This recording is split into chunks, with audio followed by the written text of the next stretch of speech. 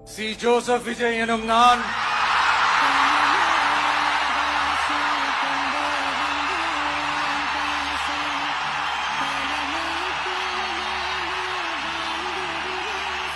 சட்டப்படி அமைக்கப்பெற்ற இந்திய அரசியல் அமைப்பின்பால்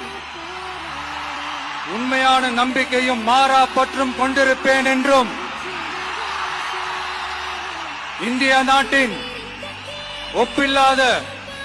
முழு முதல் ஆட்சியையும் ஒருமையையும் நிலைநிறுத்துவேன் என்றும் தமிழ்நாட்டு அரசின் முதலமைச்சராக உண்மையாகவும் உளச்சான்றின்படியும் என் கடமைகளை நிறைவேற்றுவேன் என்றும் அரசியல் அமைப்பிற்கும் சட்டத்திற்கும் இணங்க அச்சமும் ஒருதலை சார்பும் இன்றி விருப்பு வெறுப்பை